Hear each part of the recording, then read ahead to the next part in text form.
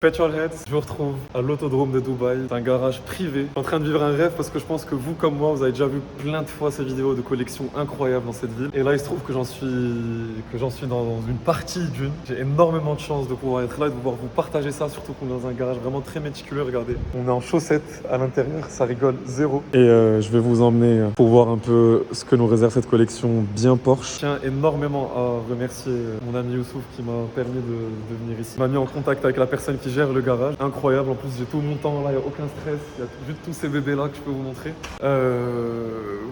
J'ai pas de caméra et tout ça comme d'hab, mais ça fait vraiment tout le charme d'expérience. J'arrive pas à ne pas sourire depuis tout à l'heure. Parce que quand je vous dis qu'il faut rêver sans limite, là j'ai l'impression que c'est à ce genre de garage là auquel je pense quand j'en ai déjà perdu les mots. Désolé, mais en gros tout ce que je veux vous dire, c'est que tous les détails ont été pensés pour que ce soit un garage parfait. Tout est propre, comme je vous ai dit, on est en chaussettes à l'intérieur. Tous les outils sont disponibles ici et je vais commencer par vous montrer les voitures petit à petit, vous montrer les petites anecdotes sympas avant de vous expliquer un peu le pourquoi du comment.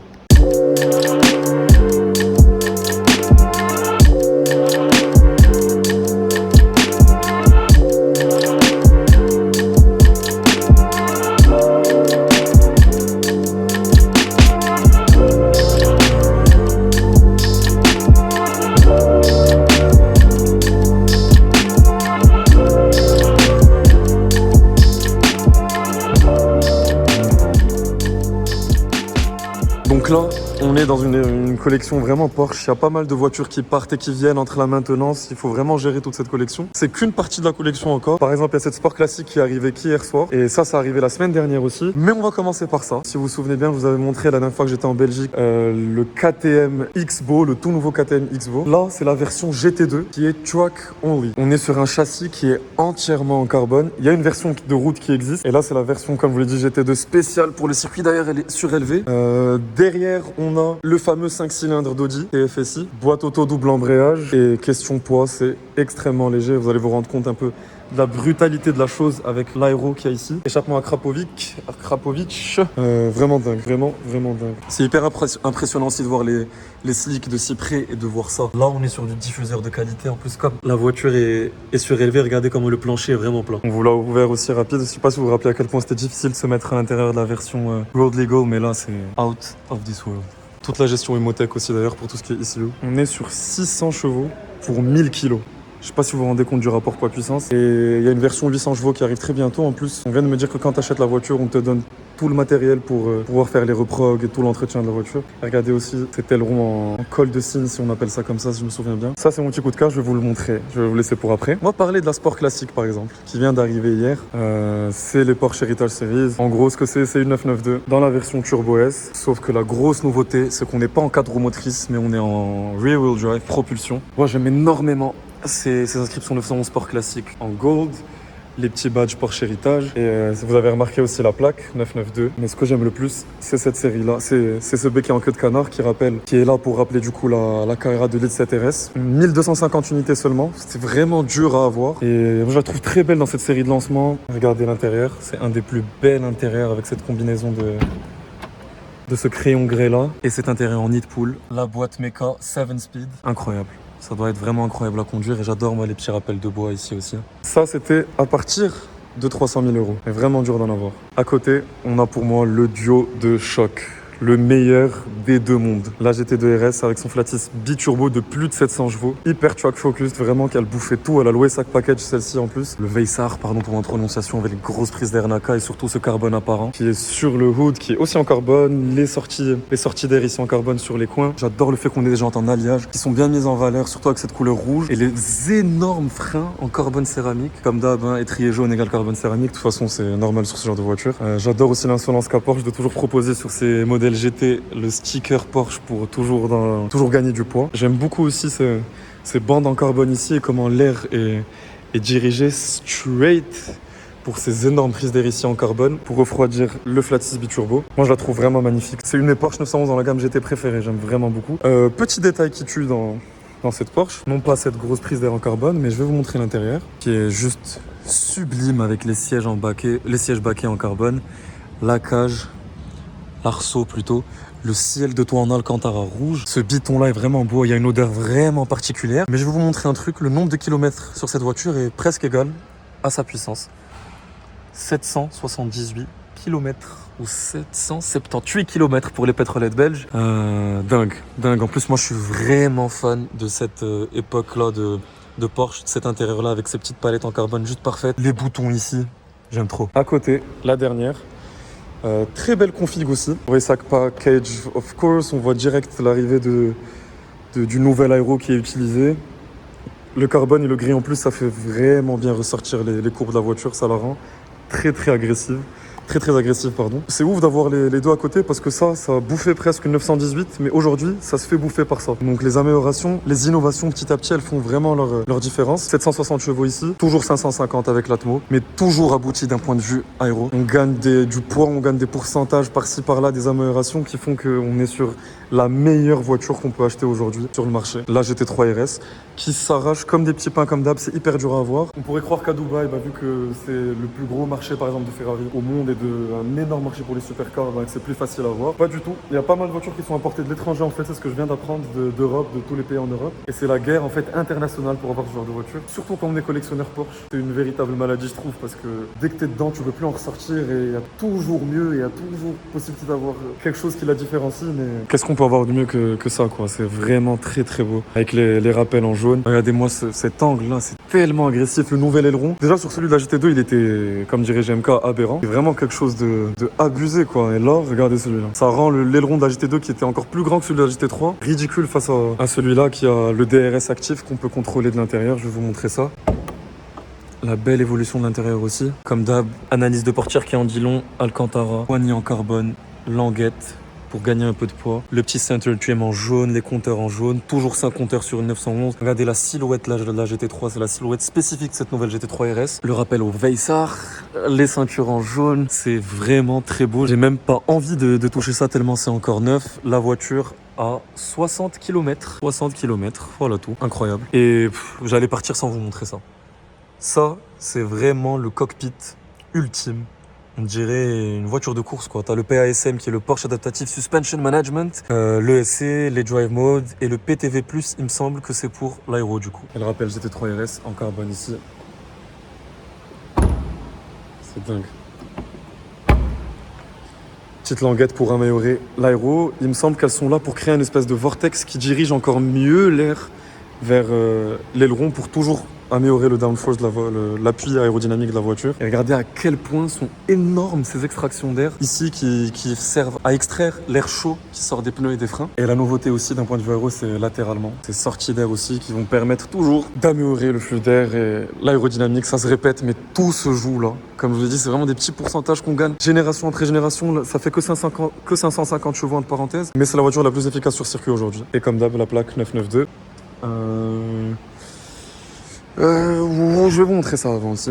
Ça franchement ça m'a choqué aussi de voir ça. 993, comme d'hab, regardez la plaque quand vous oubliez le nom du modèle. Assez insolent. J'ai pas le nom de la couleur exacte mais je vais vraiment essayer de le trouver. Si on a des Porsche Head, des vrais geeks Porsche, des vrais geeks du détail des couleurs comme moi, dites-moi le nom de la couleur s'il vous plaît mais je vais vraiment essayer de la retrouver. Mint, la voiture est neuve. On dirait que retour dans les années 90 et qu'on est dans une concession Porsche. Il n'y a pas une égratignure dessus. Entièrement conservée, restaurée. 993 turbo.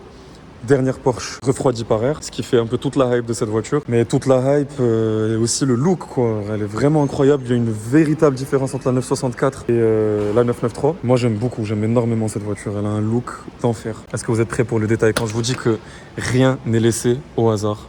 On ouvre la portière. Boîte méca. Boîte 6. Le petit téléphone Nokia d'origine de l'époque. Si ça, c'est pas incroyable. 50 000 km. C'est rien du tout. Et comme d'hab, les 5 compteurs, je vous ai dit sur les 911, c'est toujours comme ça. Et même la couleur du cuir, je sais pas si ça va bien ressortir à la caméra, mais c'est pas... Putain, je viens de bien m'en rendre compte. C'est pas un noir, c'est une espèce de pourpre ou mauve très foncé. Incroyable. Est-ce qu'on peut faire plus baller que ça? Non, je crois pas. Et regardez aussi cet aileron, ça me rappelle un peu le whale tail ou le plateau de thé qu'il y a sur la 930 turbo que je vais aller vous montrer, mais il est vraiment travaillé différemment, il s'incorpore plus à la carrosserie de la voiture et à la ligne de la voiture. C'est super élégant, ça lui donne vraiment un cul unique. Le petit bruit qui fait plaisir. Bon, et là, j'adore le fait que je suis en train de me balader en chaussettes dans un garage, c'est dingue. Là on passe à une voiture que je connais bien, que j'ai pu vous partager sur la chaîne, la 930. comme d'hab, la plaque 930-89. Pourquoi? Parce que la voiture est de 89. Si vous avez vu la vidéo et que vous vous rappelez un peu des informations, ça veut dire que c'est pas celle avec la boîte 4, c'est celle qui avait été un peu assagie avec la boîte 5, boîte Mecha 5. Et là, on a le beau whale tail, l'inscription turbo, ce beau rouge, les jantes Fuchs. Je vais vous montrer l'intérieur aussi. Mint. Mint de chez Mint. La voiture est neuve, c'est incroyable. Et on est sur 72 000 km. L'odeur aussi est incroyable et elle est vraiment neuve. Regardez juste l'état des sièges, quoi. J'ai jamais, je pense, été dans une collection comme ça. Et j'en profite juste pour vous dire que je me sens jamais aussi vivant que quand je peux vous partager des trucs comme ça. Il n'y a aucun intérêt à être là, c'est juste du pur partage de passion. Et même pas pour faire de la visibilité, il n'y a pas de... C'est juste, ah, t'aimes les voitures, t'es là, je vais te montrer un endroit sympa. Et tout le monde ici d'ailleurs, pour parler un peu de Dubaï, tout le monde est super accueillant. On a fait quelques dealership avant, c'était pas possible de filmer, mais ils ont été super cool, on a discuté voiture. Vraiment incroyable. Vraiment, merci à vous de regarder cette vidéo, de soutenir. J'en profite pour vous demander de laisser un like et un commentaire pour aider au développement de la chaîne, de partager, de vous abonner. Vous connaissez la sauce, mais c'est pour essayer d'avoir encore plus de visibilité, de pouvoir vous proposer des trucs comme ça, parce que là je suis à Dubaï pour 2-3 jours. Normalement, si vous me suivez sur Instagram, je vous le laisse ici, il s'affiche. Je suis là avec Maserati pour un test drive du Grécal. Je sais pas encore comment ça va se passer parce que c'est demain, et j'en ai profité du coup pour voir mon ami Youssouf. On va passer à un autre coup de cœur que j'aime beaucoup. Si vous vous rappelez, quand on a fait le rallye à Dakhla, j'étais dans une 914-6 un peu préparée, celle de Jean-Jacques, avec en Irish Green, et celle-ci dans une configuration hyper élégante, comme d'hab, restaurée, neuve. L'intérieur en pied de poule. J'adore vraiment cet intérieur. Et le kilométrage, je sais qu'il est assez low sur celle-ci. 518 km. 914.6. Et on a le rappel Porsche en doré ici. Pour rappel, à la base, le 914, c'était un 4 cylindres, mais Ferdinand Porsche, il voulait pas qu'il y ait un 4 cylindres, et du coup, il voulait pas qu'il y ait le logo Porsche dessus. Et seul les 914.6, donc avec un vrai flat 6 derrière, mais cette fois-ci en position centrale, il est littéralement là, au contraire du 911 où il serait vraiment en porte-à-faux arrière, donc vraiment plus derrière. Seule celle avec le 6 cylindres, du coup, et le flat 6, avait cette inscription Porsche pour rattraper un peu la mise, et on peut même le voir ici avec cette inscription ici, 914.6. Et la légende dit que vu que la voiture était mieux équilibrée grâce à la position centrale arrière du moteur et non pas en porte-à-faux arrière, elle faisait de meilleurs temps que la 911 et ils ont dû arrêter la production de cette voiture, donc elle est assez rare. La coque n'a rien à voir avec une 914 standard, elle a été produite que pendant 1 an ou 2 ans entre les années 70 et 72. Et c'est vraiment une de mes Porsche favorites, j'ai adoré conduire cette voiture, c'est un truc que j'oublierai jamais de ma vie. Et ça, c'est quelque chose qu'on voit pas souvent. Donkervoort, pour moi c'est la mort sur 4 roues. On est sur des slicks en plus sur celle-ci. C'est extrêmement violent. On a du carbone un peu partout et cette spec bleue. Putain, il y a même du carbone bleu. Les portières, ici, on est sur du cuir bleu, mais du carbone bleu aussi un peu partout. En plus du carbone, entre guillemets, normal de la console centrale. Regardez le pommeau de vitesse, comment il est tout petit. Là, en termes de radical, c'est vraiment quelque chose de dingue. C'est un peu une Caterham, mais survitaminée, sur-bodybuildée. J'adore les sorties d'échappement sur les côtés, ça fait très Dodge Viper. On revient sur la Donkervoort juste après, mais j'ai vraiment envie de vous parler de ça. Non pas de cette magnifique Speedster, une des plus belles que j'ai jamais vues. Ce rouge est juste super beau, les détails sont incroyables. La carrosserie est folle, vraiment la carrosserie est folle. C'est de la restauration de qualité supérieure. Comme d'hab, la plaque au cas où on oublie le nom du modèle qu'on conduit. Et regardez-moi cet intérieur.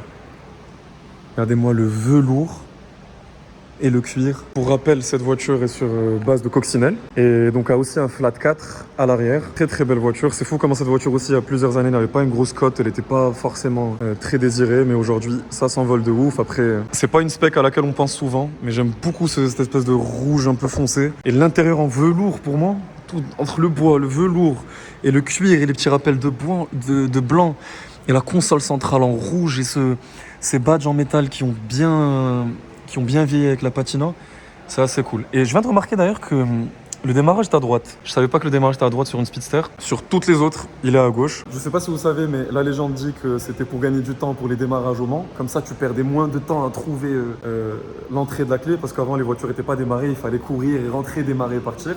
Après ça, peut-être c'était un peu pour la légende, parce que au final, c'était plus pour des raisons de logistique. En usine, c'était plus simple de le faire à gauche. Voilà, je sais pas de quelle version quelle version vous connaissiez, ou quelle version est la plus véridique, dites-moi ça en commentaire, ça m'intéresse d'avoir plus d'infos sur ça. Maintenant on passe à la voiture, j'allais dire la plus rare, mais ouais c'est un peu la plus rare avant qu'on parle de celle qui est tout au fond là-bas. La Porsche 550 Spider.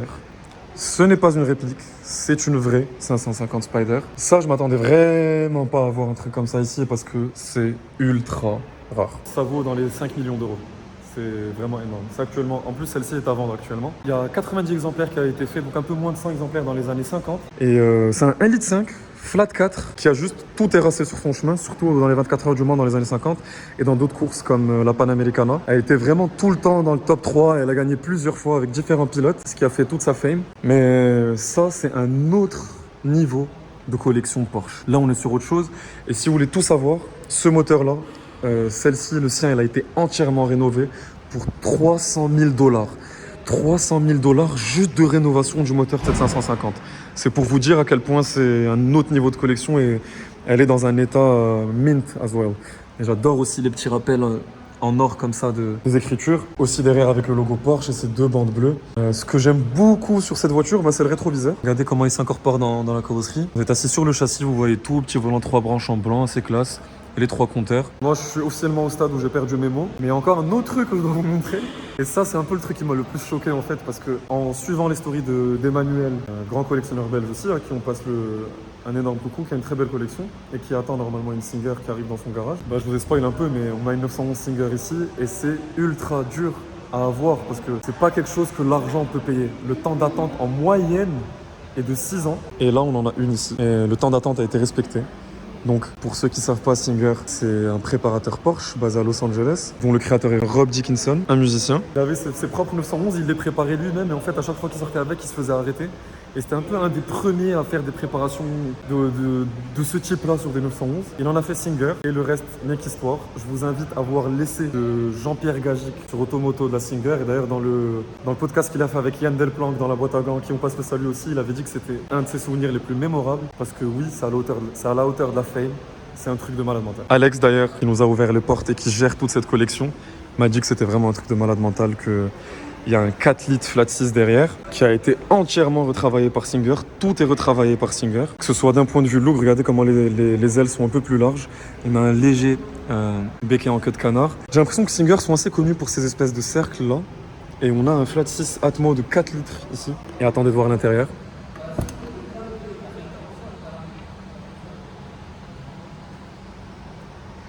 Ce combo avec ce gris légèrement bleuté et cet intérieur en cuir bleu, avec toujours ces petits rappels là, j'aime beaucoup ces petits rappels là, ça le fait vraiment de ouf et a une odeur extrêmement particulière à l'intérieur. 3388 km, il y a vraiment une âme qui se dégage de cette voiture, c'est pas juste un préparateur aussi hypé pour rien quoi. Le niveau de finition et de détail est dingue. Et même mécaniquement parlant, c'est une expérience de conduite incroyable. On a toute l'induction de l'air, toute l'admission d'air, pardon.